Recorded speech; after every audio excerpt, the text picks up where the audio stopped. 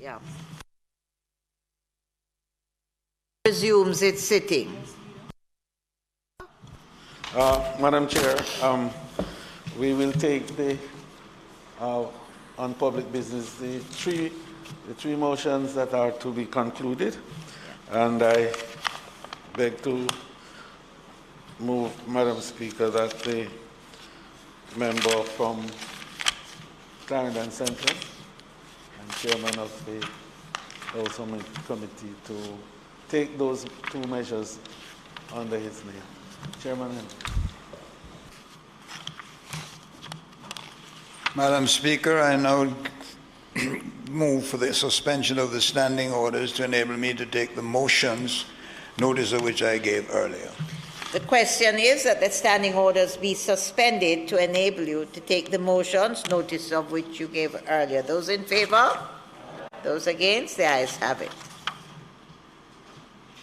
Madam Speaker, I move for the suspension of standing orders to enable me to take the motion, notice of which I gave earlier today. The question is that the motion be approved. Those in favor? Those against? The ayes have it. Motion approved. Madam Speaker, I now move that the motion that I gave notice to earlier with regards to the appointing of the Special Select Committee to consider and report on private bills, and that the words, in quote, to sit jointly with a similar committee appointed by the Senate, and also the other wording which would include to consider and report, so as to empower the committee to jointly sit with its counterpart committee in the Senate, be approved. Those in favor? Those against? The ayes have it. Motion's approved.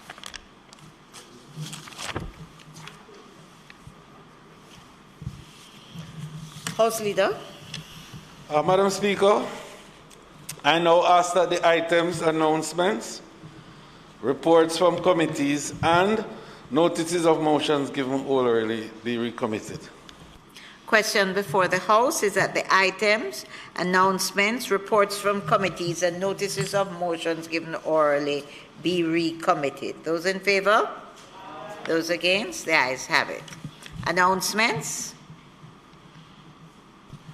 Also laid on the table of the House today is a copy of the report of the Standing Finance Committee of the whole House of Representatives, consisting of all members of the House, on the first supplementary estimate of expenditure for the financial year ending March 31, 2022, and the Government of Jamaica Fiscal Policy Paper for the financial year 2021-2022, interim report dated 28 September 2021.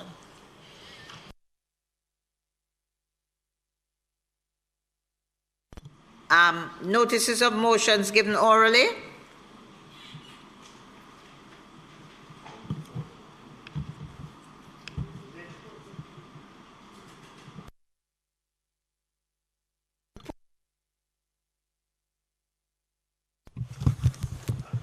Madam Speaker, the amendments to the...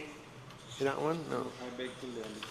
Madam Speaker, I beg to lay on the table of the House a copy of the the finance report of the Standing Finance Committee of the whole House of Representatives, consisting of all members of the House, on the first supplementary estimates of expenditure for the financial year ending March 31st, 2022, and the interim fiscal policy paper for the 21-22 financial year.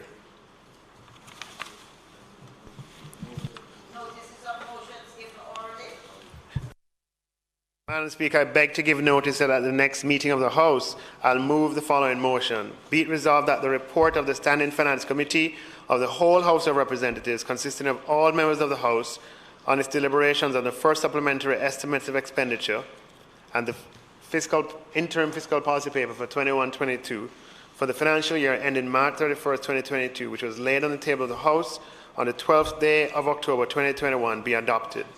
Madam Speaker, I further beg to give notice that at a later stage today, I'll move for the suspension of the standing orders to enable me to take this motion.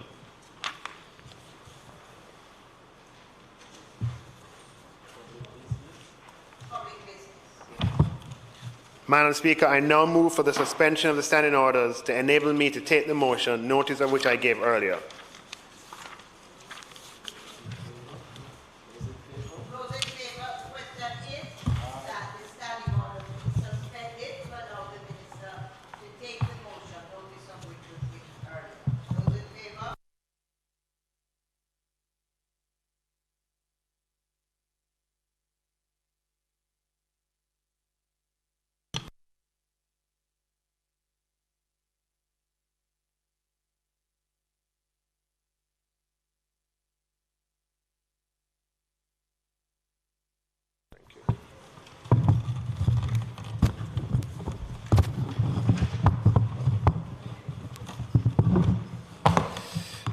Madam Speaker, I rise to open the debate on the first supplementary estimates for the 2021-22 fiscal year in the context of the continuing global COVID-19 pandemic and its impact here in Jamaica.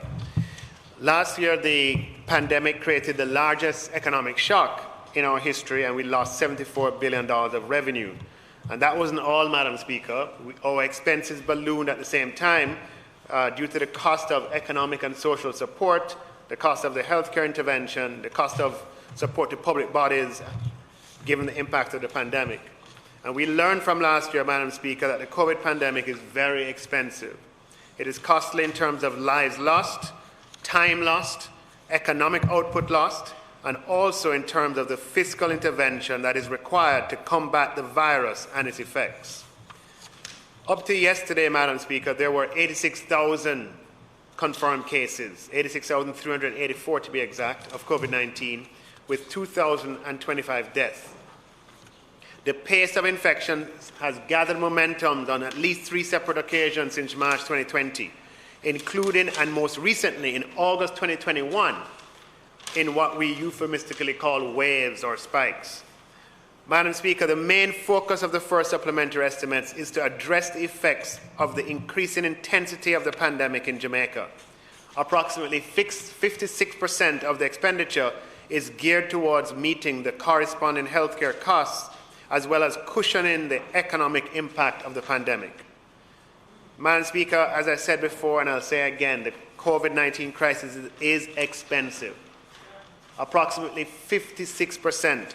Or 15 billion, right? 15 billion or 56% of one of the largest supplementary budgets ever is devoted to addressing the pandemic and its impact. These are resources that could have gone into other areas, but instead need to be directed towards addressing COVID-19.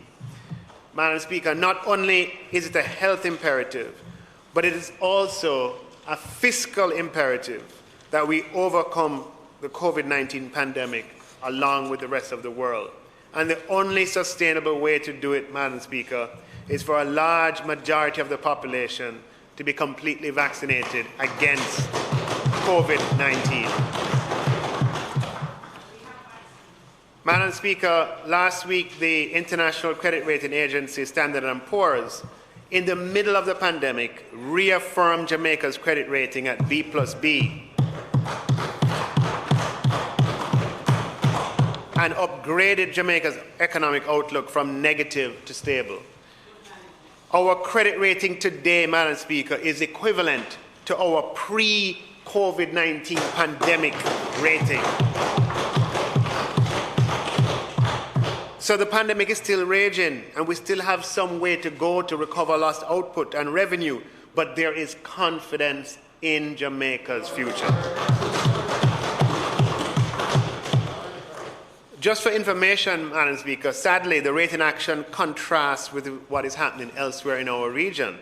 Of 6 CARICOM countries that have credit ratings rated by S&P, 4 of them, or 2/3, Bahamas, Belize, Suriname, Trinidad, have credit ratings which are less favorable today than they were prior to the onset of the pandemic.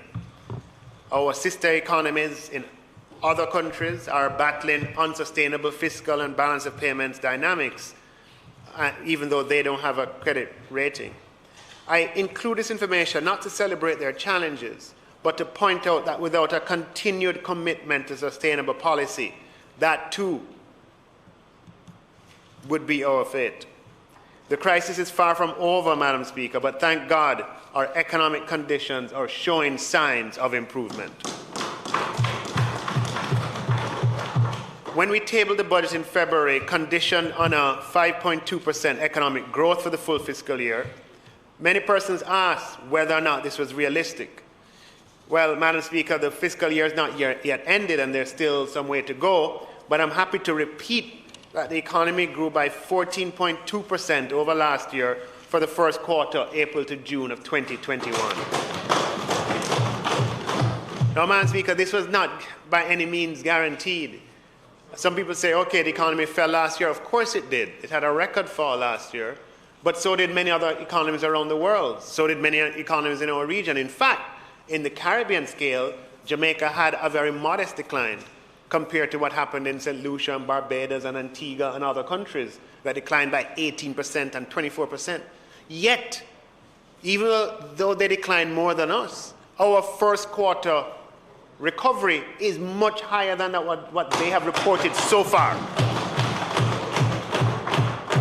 The actual growth rate measured by Statin, Madam Speaker, surpassed all expectations, bettered all estimates, and exceeded even the upwardly revised projections of the PIOJ.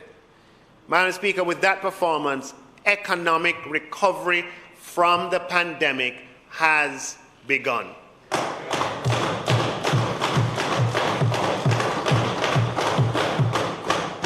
The PIOJ and the BOJ have now raised their projections for the full year from 5.2%, on which the approved budget was based, to between 7% and 10%. This, Madam Speaker, provides the foundation for these supplementary estimates. And for those who may wish to doubt growth estimates, dollars in the bank makes the case absolutely clear.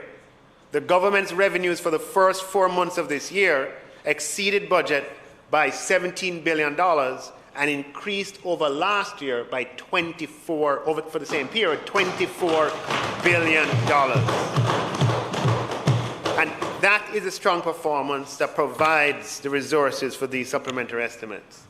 Now, Madam Speaker, let me be the first to say that 1 quarter of strong growth does not mean that we have recovered what we lost during COVID. That's not the case at all. We still have some way to go before we can recover lost COVID output and lost revenue. I started by saying we lost $73 billion in revenue last year. This year, we're up $24 billion for the first quarter over last year. We need several more quarters to make up what we have lost. But, Madam Speaker, why is the 14.2% and the $17 billion important? People ask, what does growth mean to me? Okay, 14.2%. So what does that mean to me? Well, the revenues of government, Madam Speaker, depend on the size of the economy. The larger the economy, the larger the revenues of government. And the larger the revenues of government, the more the government can do in terms of expenditure. Strong growth, in addition, gives us opportunity for economic recovery to lead us to pre-COVID-19 levels of output faster than previously thought and quicker than our peer countries. It's important, Madam Speaker, the third reason, because when it mattered most, earlier this year, we honored our fiscal rules. And in so doing, we endured some criticism here or there. It's also important, Madam Speaker, because it's a tangible demonstration that good policy provides flexibility when you need it most. So I will draw your attention back, Madam Speaker, to my closing presentation on March the 26th, I believe it was, where I said, in quote, "We are in the midst of a dangerous crisis, and there's a lot of uncertainty. We may need to spend more as the crisis evolves, but we may need to be prepared for what may be around the corner. We have managed on our own in this crisis so far because of our predisposition to always be thinking ahead. You have my word," I said at the time, "that if the conditions improve, we will put more resources in people's hands in a targeted way to those who need it most." That was March 26, 2021. Fast forward to today. October the 12th, 2021. And that is exactly what we're here to do today, Madam Speaker. My March 26 presentation to this House continued. The crisis is far from over. We have to keep our powder dry. We have to balance what we know now in terms of the resources and what we don't know in terms of the evolution of the crisis. We cannot find ourselves out of resources at the wrong time. That is what I said, Madam Speaker, in March. And hasn't the health crisis evolved? But here we are today with $33 billion of resources, most of which is to address its intensification. Madam Speaker, I would say we have some resources when we need it most. The good thing is, Madam Speaker, while adhering to Jamaica's fiscal laws and keeping Jamaica on a sustainable fiscal trajectory, we are now able to allocate considerable additional resources to respond to the intensification of the health crisis. Madam Speaker, revenues are being revised upwards by $33 billion as compared with the approved budget. And this includes $2 billion of grants in the form of vaccines already received. The first supplementary estimate incorporates increased above-the-line expenditure of $33 billion.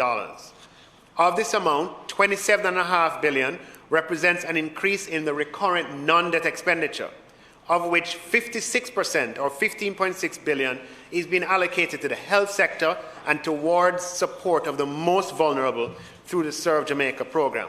As such, the allocation to the Social and Economic Recovery with Vaccines program, which is the government's overarching program geared towards generating economic activity and providing social support, increases from approximately $60 billion to approximately $75.6 billion. The larger share is for the Ministry of Health and Wellness in the amount of $10.5 billion. Madam Speaker, the COVID crisis is expensive. We started the year with 3 field hospitals. 3. In response to the intensification of the pandemic, there are now 7 field hospitals across Jamaica, with an 8th one on the way. This takes resources, Madam Speaker. Field hospitals need to be staffed with dedicated professionals that require a supply of goods and services. And intensification has meant more health professionals working longer hours, which means more resources to keep that going. $1 billion will be directed towards the operation of field hospitals.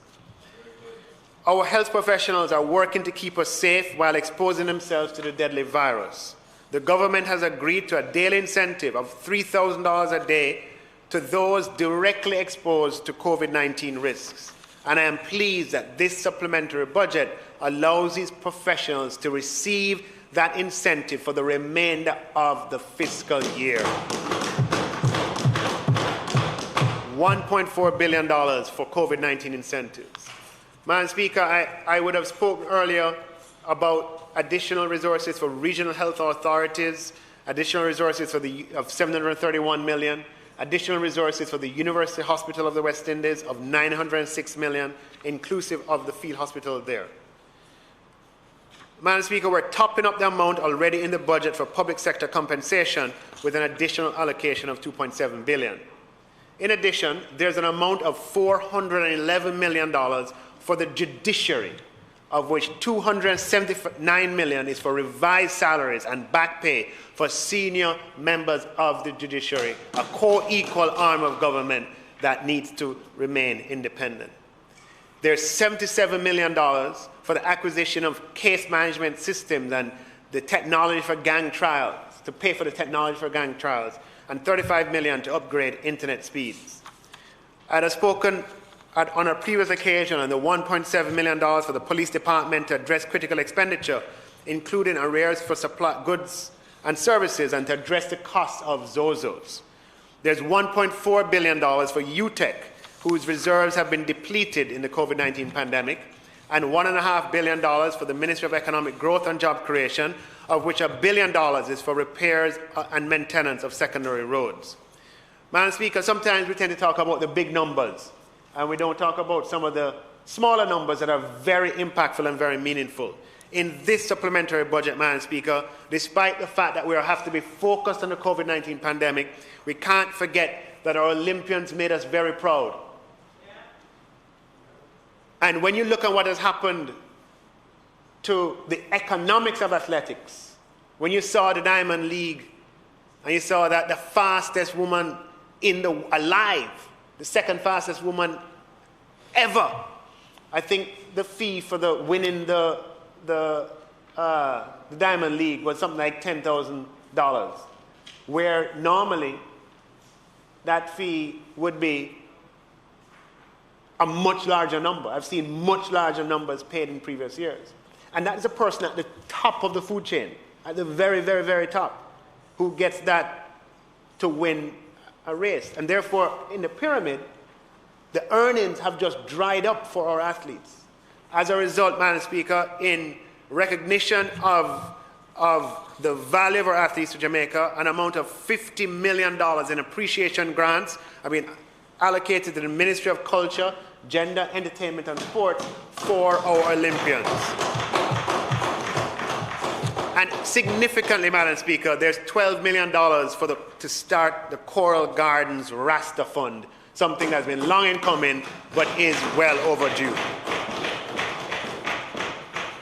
Capital expenditure, I would have on a previous occasion said we're keeping CapEx constant at $54.2 billion, some rearrangements within the CapEx to provide for projects that are moving quickly, taken from projects that are not moving at all. Capital expenditure helps to keep economic activity, and so that's in our interest.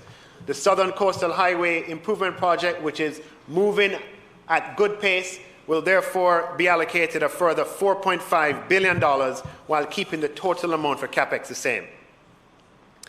Now, Madam Speaker, the COVID-19 pandemic has dislocated lives and livelihoods. From the very onset of the pandemic, the government has sought to cushion the impact on vulnerable businesses and individuals. And I just wanted to spend a moment just to go over some of that, because it's important that we don't lose what is happening, even as we focus on a particular detail here or there. Last year, we initiated the CARE program, which grew to become a $20 billion, approximately, social and economic intervention program. The major component of it was a $15 billion element that was dispersed through the CARE portal, which was online. The Set Cash and Best Cash grants accounted for just under $9 billion of that amount, even though we rarely talk about them, but they are some of the more impactful grants. The Compassionate Grant at just under $4 billion. The General Grant for occupational groups, a wide range of occupational groups, I won't repeat here, came up to about $1 billion. The grants for MSMEs totaled $420 million, and the tourism MSME grants, the last time I looked at it, came up at a couple $100 million, I believe about $250 million.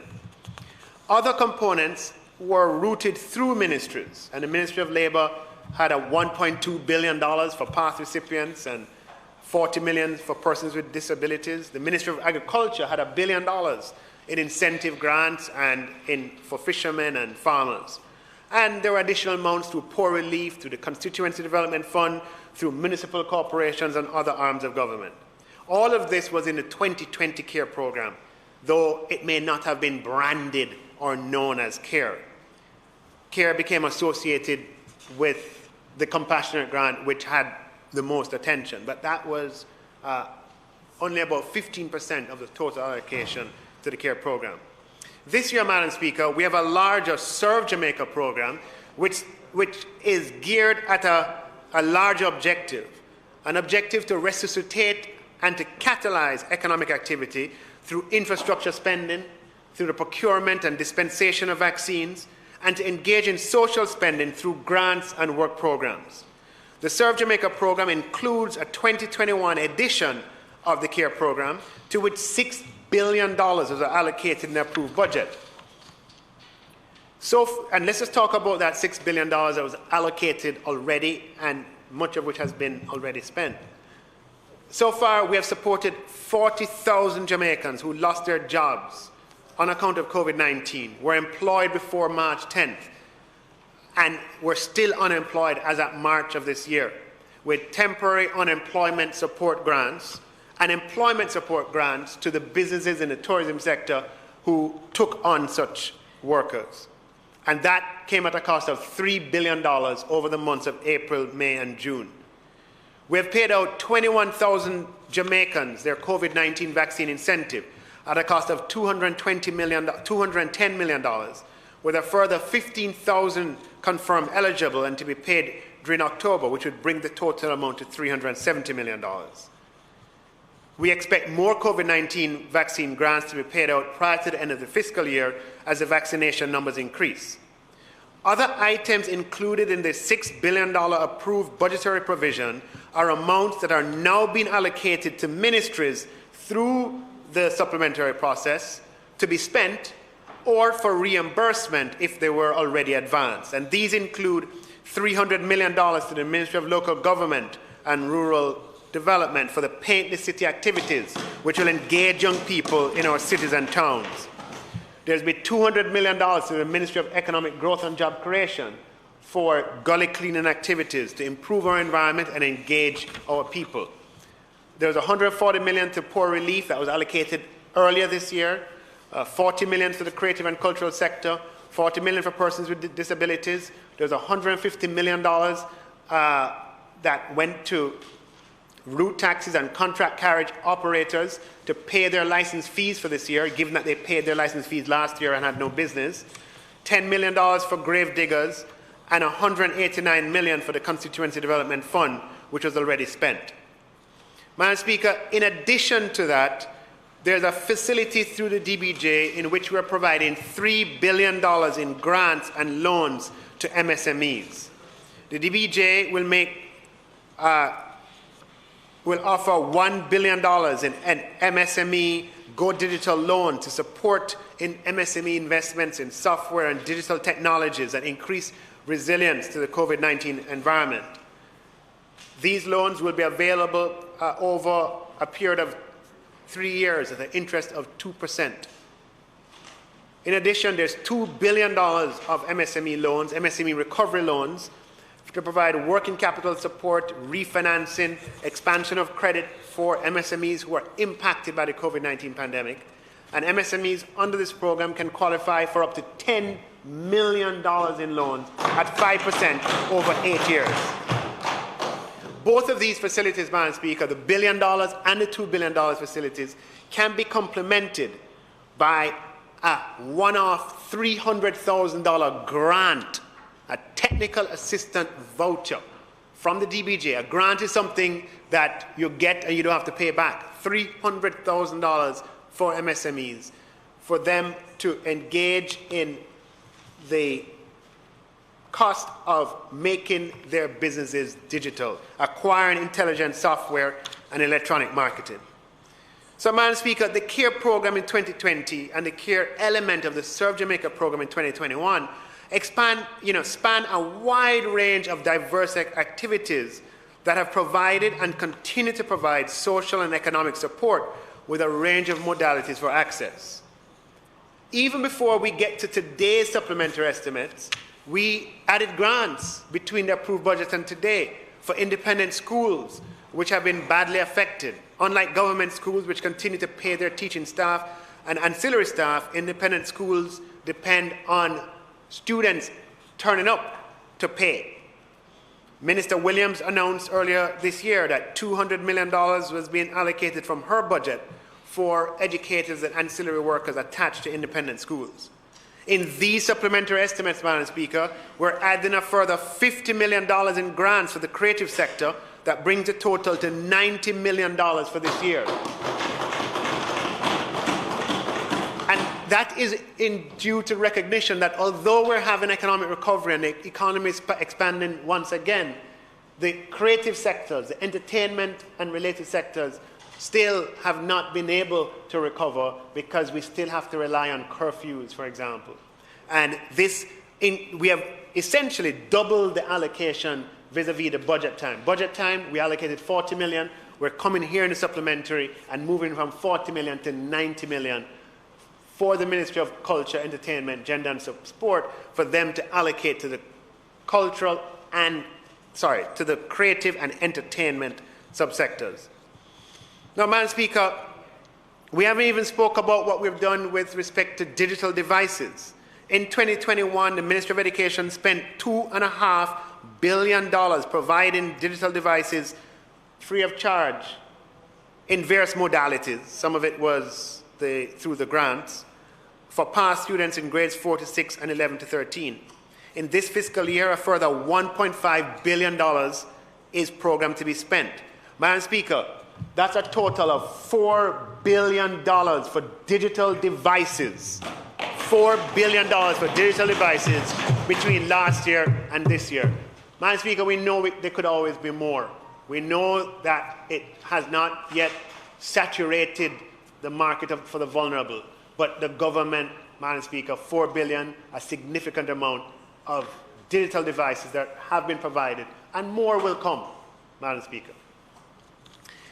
In these supplementary estimates, Madam Speaker, we will expand the CARE program element of our social and economic recovery strategy with a further allocation of $5.3 billion. Madam Speaker, that is a near doubling of the CARE element of the Serve Jamaica program. In the approved budget, $6 billion is allocated, and what we're doing today is allocating a further $5.3 billion, bringing the total up, almost doubling it. And if you consider that this $5.3 billion is going to be applied over 6 months, and you were to annualize it, then you'd realize it's a more than doubling in real terms. As I said in March, Madam Speaker, and I repeat here, as the conditions improve, we will put more resources in people's hands in a targeted way to those who need it most, and that is what we are doing right now. Madam Speaker, the intervention, though, has to be targeted to those who need it most. Everyone is affected, but in the interest of social cohesion, the government is assisting those who are most in need. Madam Speaker, due to the increases in demand that have accompanied the global economic recovery, the prices of commodities have soared this year. That's undeniable. This has helped countries that are heavy commodity exporters in our region, like Chile and Peru, but it has meant higher prices for consumers globally. In many countries, including the United States, inflation has been higher recently than it has been in many years. And to compound this problem, supply chain pressures have also increased freight, and in some cases, increased those rates significantly. And at least once in the past few months, major ports in places like China have had to close due to COVID cases, leading to congestion and delays and increased prices, including prices of basic goods. For these and other reasons, Madam Speaker, the government is responding by expanding the CARE component of the Serve Jamaica program by almost doubling the budgetary allocation. And the elements of the CARE program that are going to be financed in this supplementary budget are as follows. There'll be a CARE program path grant, Madam Speaker, that will provide an automatic one-off grant of $10,000 to all heads of path households.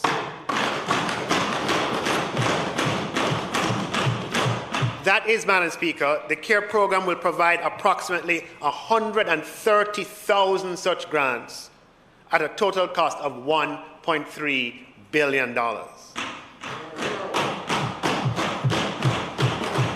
This expenditure is automatic. There's no need to apply. It will be implemented by the Ministry of Labour and Social Security, Minister Samuda, in coordination with the Ministry of Finance and the Public Service. Madam Speaker, there is a CARE program grant for NIS pensioners. Madam Speaker, the NIS scheme is the government's flagship social security scheme, which has been in existence for nearly 60 years. It pays pensions dependent on average contributions in terms of the numbers of weeks someone contributes over their working life. Those pensions are half-rate pensions, three-quarter-rate pensions, full-rate pensions. You also have disability pensions and widows and orphans pensions. Madam Speaker, for anyone in receipt of an NIS pension being paid at a rate of $10,000 a month or less, the CARE program will provide an automatic one-off $10,000 grant. There are about 57,000 pensioners in this category, Madam Speaker.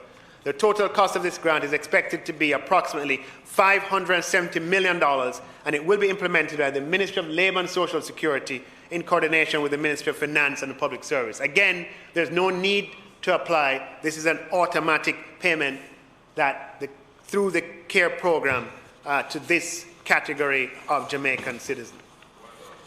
Madam Speaker, there will be a CARE program grant, I'm describing it as, for working people.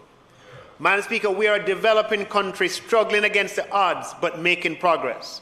Our per capita GDP is about $5,500 and it's only through steady, consistent progress that we will gradually increase this over time.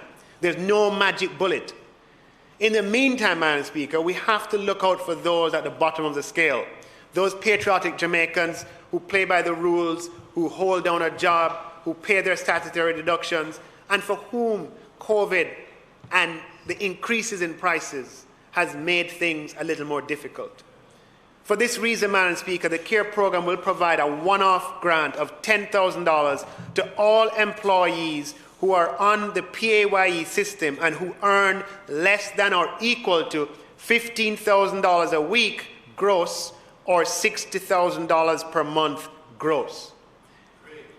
$10,000 also, Madam Speaker, to all self-employed persons whose statutory income is less than or equal to $60,000 per month equivalent.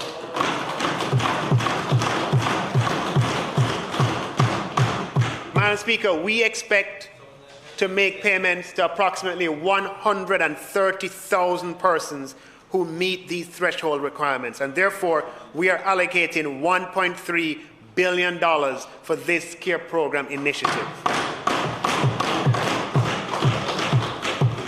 Now, persons across several occupational groups, Madam Speaker, several occupational groups, I don't have to name them all here, will be able to qualify because their earnings, they're on the PAYE system, even people who work in this house, on the PAYE system, and their gross income is $60,000 a month or less. You know, janitors or other, I don't want to specify the occupational groups. We intend, Madam Speaker, the government is showing that it cares and showing an understanding of what the environment has done to their personal economies by making this targeted support available. Madam Speaker, we don't have a database of these persons' bank accounts in the way that we have for NIS payments. We know to reach them, and PATH payments, we know to reach them. So the only way to reach this category of 130,000 persons is for them to apply through the CARE portal, giving their information and providing a bank account or a remittance agency where they can be paid. Madam Speaker, the unemployment rate increased dramatically from 7.2% to 12.7% in 4 months last year when 150,000 jobs were lost. The unemployment rate has since improved to 9.1% as at January 21, as many jobs have been recovered. Madam Speaker, given that we're still where we are in terms of recovery of jobs, we provided a full year of temporary unemployment and employment support through the Set Cash and Best Cash programs for a total amount of $12 billion over 2 fiscal years. This is a government or a country that doesn't have any unemployment insurance scheme that's formalized, but we stepped up and in very quick time put together a temporary arrangement through which between 40,000 and 50,000 persons have benefited over a year at a total cost of $12 billion. However, Madam Speaker, some still remain unemployed. Imagine you're working up until March 10, COVID comes, and because of COVID you lose your job, and you still don't get it back 18 months later. Madam Speaker, the supplementary estimates, we're going to do something for some of those people. So the CARE program will provide an automatic one-off grant of $18,000, which is the set cash amount, to all persons who receive the last set cash grant and who remain out of work as at September 30th, 2021. So they're already on the set cash program. It means that they lost their job. They lost their job in March.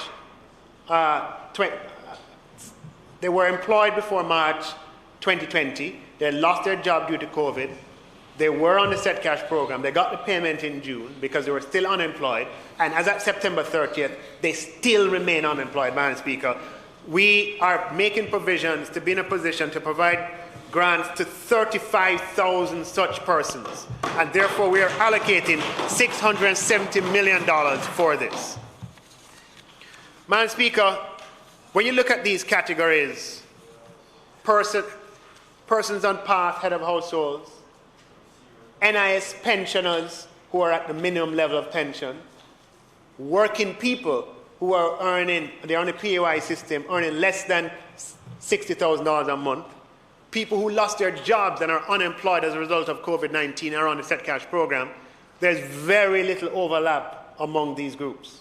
And this is what we call, Madam Speaker, a targeted intervention. Everyone can agree that all of these are categories of vulnerable persons.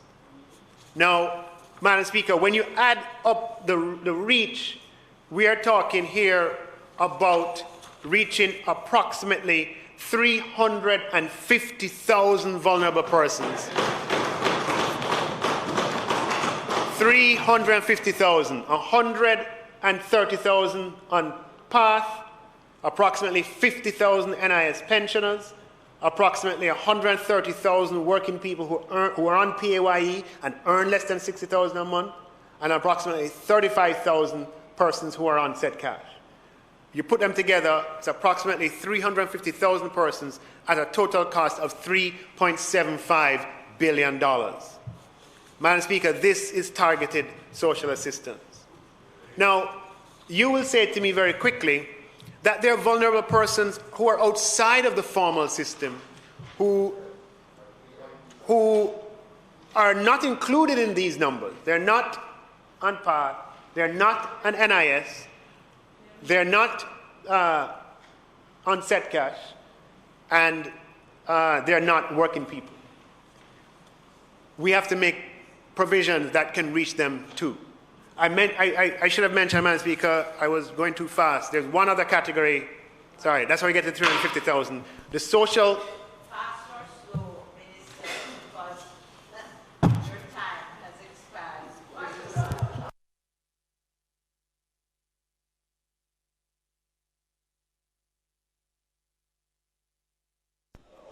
Madam Speaker, I beg to move that the Minister's time be extended by 15 minutes to allow him to complete the presentation that he's making.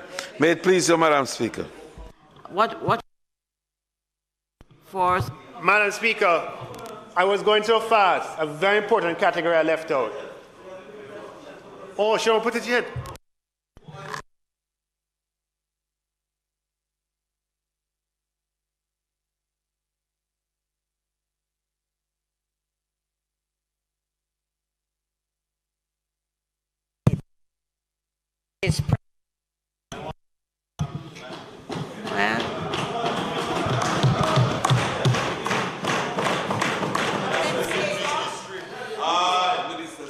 So, Madam Speaker, I was going so quickly that I left out the fifth category, which is the government introduced a social pension this year, being implemented by the Ministry of Labour and Social Security, where persons who are at the age of 75 or older, who are not on NIS, who don't have any identifiable source of income, for them to receive a social pension from the government. There are approximately 5,000 persons enrolled so far, I believe, according to the latest figures. And everybody who qualifies for a social pension will automatically receive a one-off grant of $10,000. and that is at a cost of 50 million. So when you add all of those up, you get to approximately 350,000 persons at a total cost of approximately $3.75 billion. So coming back, Madam Speaker, we know the immediate thing is that there are many persons who are vulnerable, who are outside of any formal system, not on NIS, not on social pension, not on any, they're not working, they're not on set cash. So we are doing the following, Madam Speaker, the challenge to reach those persons with some kind of intervention. Under the supplementary estimates with the social provision, under that $5.3 billion amount, $100 million will be allocated to the Poor Relief Department in the Ministry of Local Government and Rural Development so that they can step up their activities and meet the needs of that element of society. And not to be left out, Madam Speaker, $100 million for the Public Assistance Department of the Ministry of Labour and Social Security.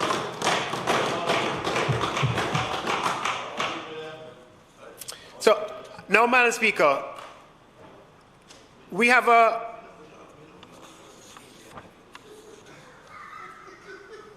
let's be clear on something, Madam Speaker, that it's not all persons who are informal who are vulnerable. Okay? So we still have to be targeted even when we seek to intervene in the informal areas of the economy. We're targeting 350,000 persons, and by the descriptions I've given you, those are all persons who are in vulnerable categories.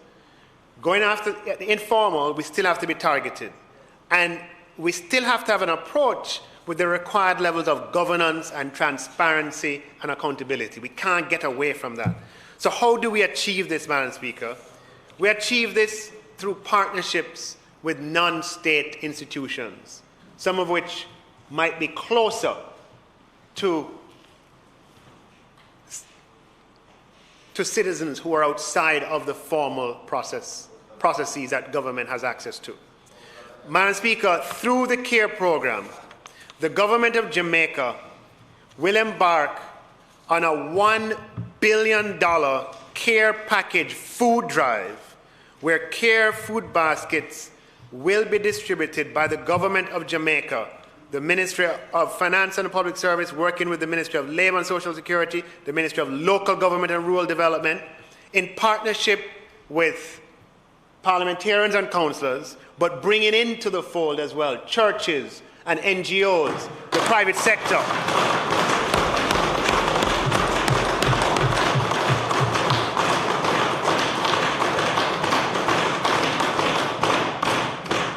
Madam Speaker, at this time in the pandemic where we're seeing the effects, food prices are up, we are going to respond in a massive way, in a food drive to the tune that we have not had, certainly that I have not seen in my time.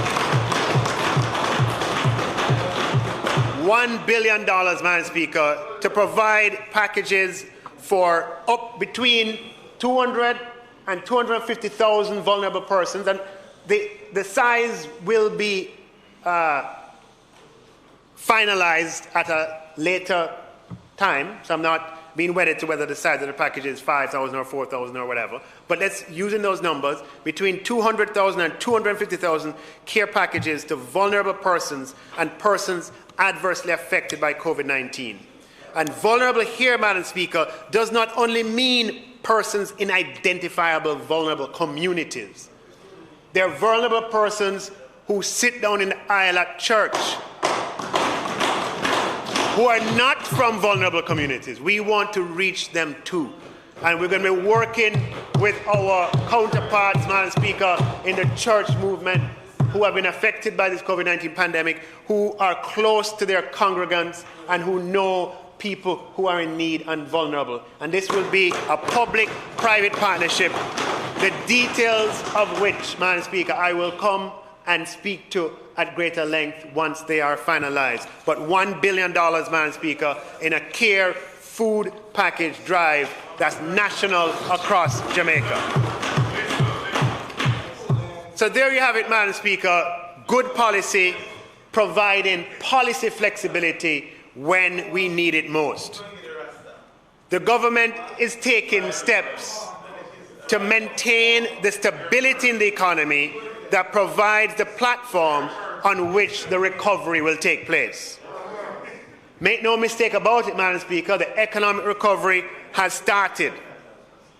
And Minister Bartlett has been working hard, and the tourism numbers are up, and the cruises, 110 cruises to return to Jamaica by March of next year, and new investments are coming in.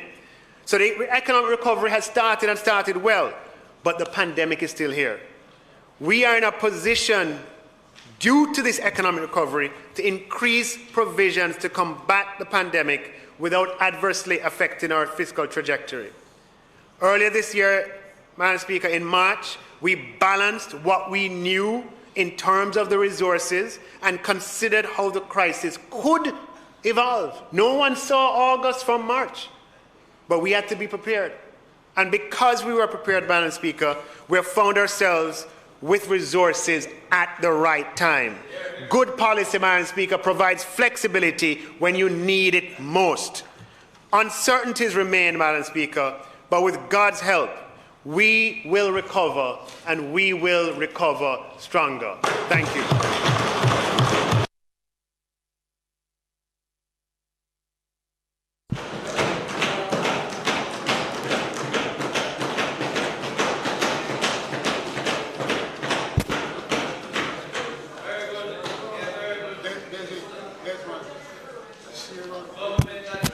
Madam Speaker, the opposition, having heard the presentation, the primary area that we had concern about relates to those who exist in the informal sector. And I want to go a little further. And I support what the minister is proposing, particularly for the informal sector. I've been on record in this House about talking about the impact that food prices have had and will continue to have. We're not at the end of the road now. We are going to be in a window certainly for another 6 to 9 months in terms of the increases. So I've been on record about the impact of food prices and the government doing more. But there's an area that I want to recommend to the government. In the informal sector, there are what I would call not just vulnerable individuals, but vulnerable small businesses who don't fit in any of the categories that you have announced. I believe there is a way to incentivize people to come into the formal system, right? Most of them are not. And who am I talking about? I'm talking about a pan-checking man. I'm talking about the hairdresser. I'm talking about the people who do the nails at home. They don't necessarily pay taxes, but they contribute to economic development, and they are a critical source. There's, I believe, a way to bring them into the formal net, right? Providing some support, but let's say you're going to do some payments. You say in the initial instance, I would provide the support, but if you want the second or the third, then you have to register so that you can come into the formal system, so that they become, in a sense, taxpayers and they can contribute. I understand the issue of the informality, right? Or it could be so. But I say this because 40% of our economy, unlike many other economies, is informal. We are unique. And while I won't dispute the numbers that the minister said, all of us know that there are significant numbers of persons who did not benefit from the original care program and who don't fall into this category.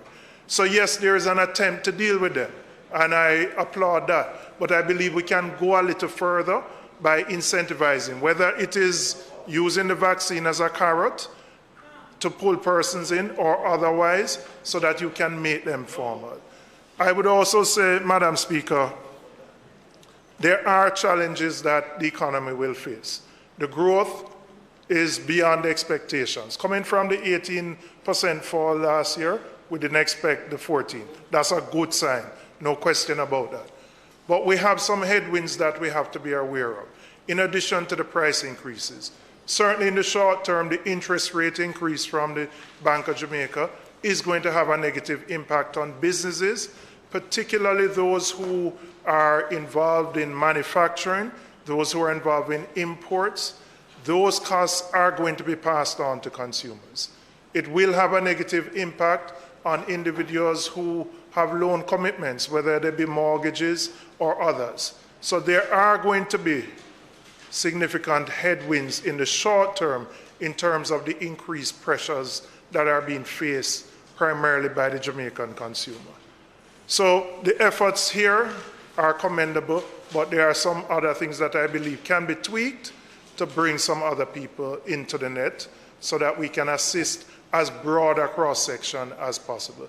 And even though you said you provide the details, we sitting in this house probably represent the logistics, certainly represent one of the groupings that is probably the closest to the most vulnerable, simply because we are the first port of call whenever there is an issue.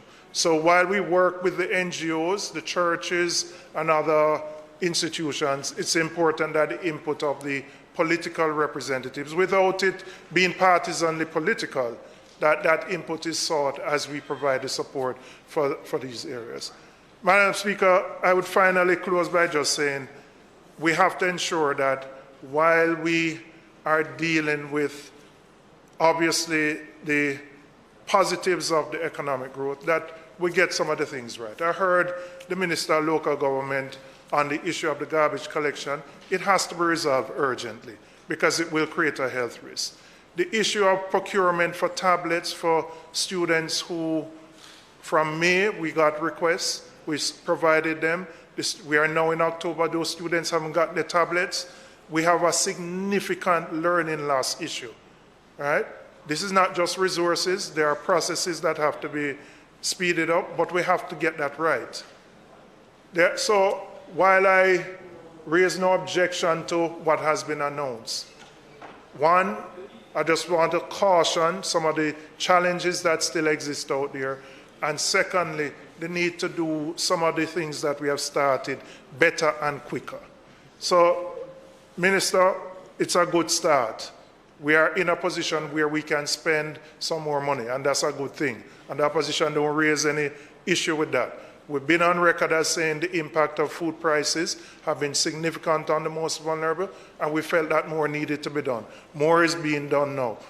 I know you are somebody who always says you focus on policy and not the implementation, but we have to ensure that the implementation, we focus on the implementation so that we can get the benefit of the policy. Thank you, Madam Speaker.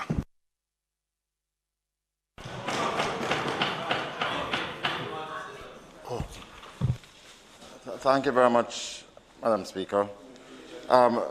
Just so that it is on the record, because we did have a conversation earlier about the people of Harbour Drive, and the Minister has undertaken that. Together we are going to try to pursue this matter as it has been outstanding for so long.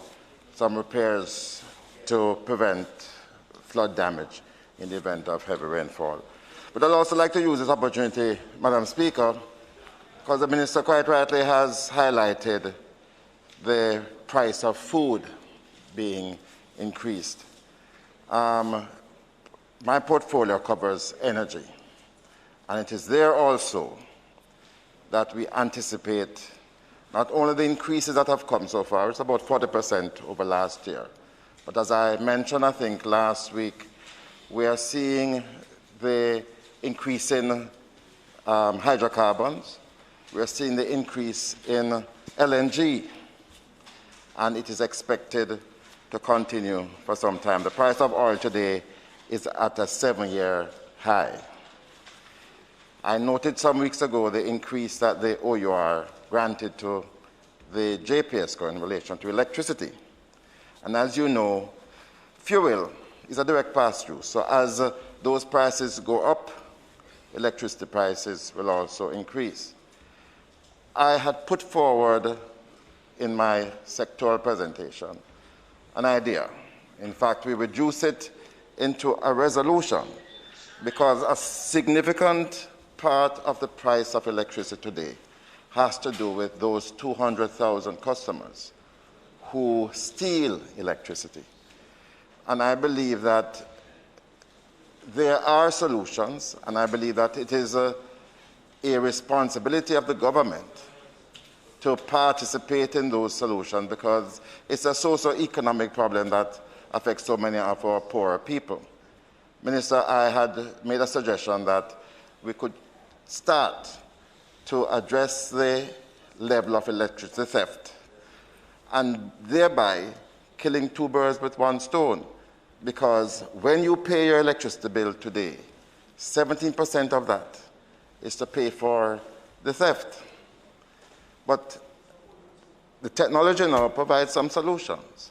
And in fact, this is in the realm of solar technology that I believe that we can meaningfully assist those who can't afford it to get their electricity without having to infringe, without having to steal it.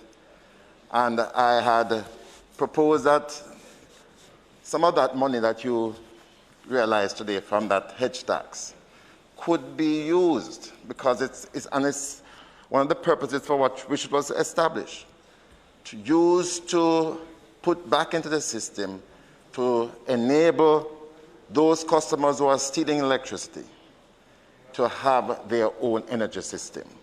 It's affordable, the price has come down, and with the improvements in the technology for battery storage, you will be able to do so at a fraction of the cost than you would do so, say, 10 years ago.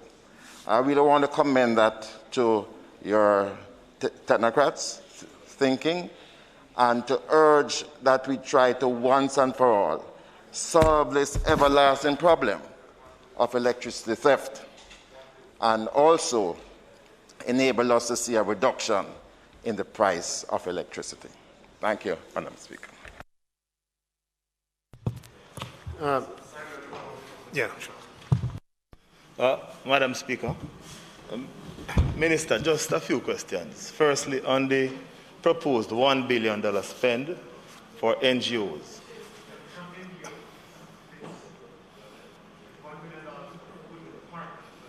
Food with partners, yes.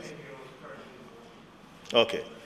In terms of the purchasing of the food items, are you factoring incorporating small wholesales in various parishes? What we don't want is a case where the bulk of the food that is purchased is from these big suppliers in Kingston. We have local wholesales across the parishes that could also be incorporated in the process. Also, in terms of farm produce, ordinarily we don't usually put farm produce in care packages, but you could think about incorporating farm produce like bananas, etc., in the packages now, and that will also benefit the farming community. So that's another avenue that we can take, right? I heard mention earlier of the church, but I don't hear any reference to other organizations like the Muslims, the Jews, the Rastafarians. I mean, we have to think about this from all different angles, right? With all due respect, we know that Jamaica is a Christian nation, but we have other religious groups in the country. So I would urge you to also consider incorporating them in the process as well. But certainly, this is something that, as an opposition, we have been calling for a long time, in terms of an intervention, because the social ills are there, the social needs are great, and a lot of persons are out there that are suffering. So we're happy for this type of an intervention. Albeit, I mean, it could have come earlier, but you must know what you want to do, because you're the minister, you are tasked with responsibility to run the affairs of the country, and so respect whatever decision you take. What I'm thinking about now, when you're doing these packages, to ensure that there is fairness and transparency in terms of how the companies that are selected to be a part of this program are selected. And also I'm urging that we take a look at incorporating some agricultural produce in these baskets. Thank you. All right, thank you, members, for the contributions. Just starting with the member from St. Andrew, Southeast. The point on micro sort of enterprises that are probably, don't have formal structures yet and so on, and I think is a good point. We used to have the Jamaica Business Development Corporation, we still do, and that's something I can kind of think about for the future. Yeah, yes, that's a good point. In terms of headwinds, the thing about life and about economies is that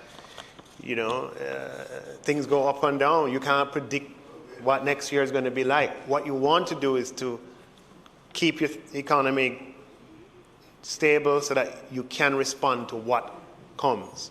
And there's no doubt the world is going through a crisis we've never seen before. And this surge in demand is going to lead to problems. We've seen the inflation problems. There are things that are going to arise that we can't even, predict right now.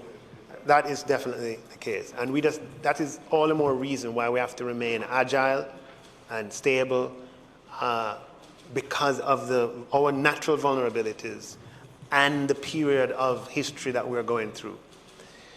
We'll have an opportunity to dialogue and speak with and ask questions of the governor when he comes to present in a matter of weeks. With respect to the points about involving parliamentarians, the idea is to, on the food drive, to partner with, as the central government, to partner with whomever. Right? Central government can't do it. Central government is NIS and PATH and TAJ and so on, and none of those entities can reach where we need to reach. So to the extent parliamentarians can, partner with them. To the extent councillors can, partner with them. To the extent that the churches can, partner with them. Addressing your points at the same time. To the extent other groups can, have no problem in partnering with them. At the end of the day, though, we can't make perfection the enemy of the good. We're going to have to design something in a very short period of time and then implement it. We have to have a premium on things that can be transparent and accountable. There are organizations that the systems are there to provide accounts, and by accounts I mean an accounting of expenditure, and we have to make sure all of those things are in place and be practical about it. But in principle, we'll operate from an open point of view. I'll get to the rest of your comments later. The points on garbage collection, a member of Southeast St. Andrew, I think those are valid points to which the minister responded earlier, and as he said, he's going to have something, we're going to have a chance to talk on it. With respect to tablets, I think that's a reasonable point that you make, that we've had to wait for the parliamentarian ones, and we have to see how we can improve on the whatever bottlenecks that might exist. With respect to the point on energy systems for the poor in a way that would allow them to become paying customers and therefore reduce the net price to everybody else. Look, that's where ultimately we're going to have to go in some way, shape, or form. I think that you could dialogue with your opposite counterpart, the Minister of Energy, on the policy, the policy choices that are most likely to deliver that result. As Minister of Finance and Public Service, I stand ready to support, the policy that's going to deliver the solution. But I think that your thinking is headed, I think, in a positive direction, and I'd only hope that we can have 1 + 1 = 3 as you dialogue with your counterpart on the energy side in the government. The final set of comments, I accept and understand. With respect to the procurement of the food, here, there's always the conflict between trying to get the best price so that we can stretch each dollar further. If you're buying, pick a basic item, rice, and you can get, 200 kilograms from one supplier, and for the same price from somebody else, you can get 400 kilograms, then you can provide it to twice as many people. And so that would be the impetus to go in for the lowest price, and the lowest price would be, closest to the port, meaning closest to entry, which would be the large people who import. But I agree with you that there could be other objectives as well to stimulate activity in local communities and so forth.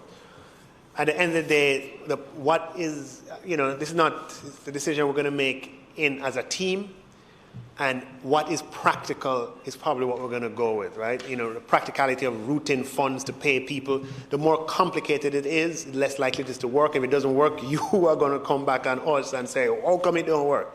Right? So we want to go for simplicity, even while I respect your points. And the principles that and the stuff about involving produce, we did that last year with the Ministry of Agriculture, when Member Green was there, where we provided funding to the Agriculture Ministry, and they bought produce from farmers that they then gave away. We could incorporate an element like that, as long as we can, the simplicity, the speed, the accountability, the transparency, all of those things can be met. Madam Speaker, that I believe I've responded to the comments, and I would like to ask that the motion be approved, the bill be approved. Members?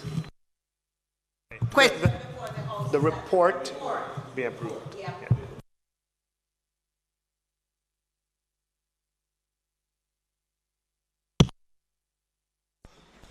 Madam Speaker, it is not intended to do any further business for the day, so I invite you to adjourn this Honourable House until tomorrow,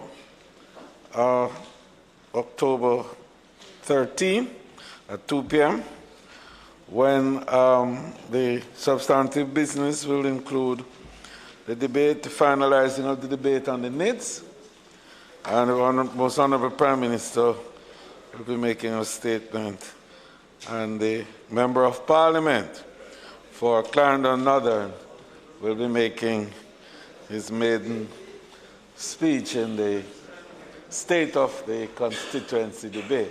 Will you be? And the Minister of National Security will also be doing the SOE. Zozo. So may it please you, Madam Speaker, to adjourn the House in accordance with the motion.